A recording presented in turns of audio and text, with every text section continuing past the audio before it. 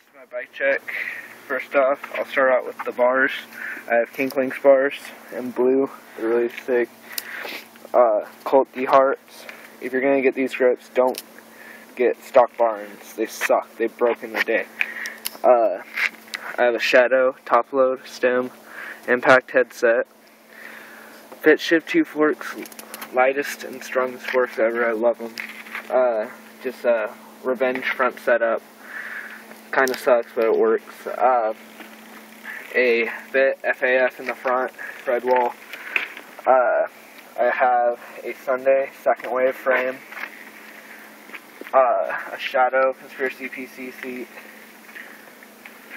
Stone Thermalite seat post. And next I have purple Hamilton pedals with profile cranks. Really like cranks, but don't get them. They always come messed up. Shadow Scream sprocket with a Shadow chain.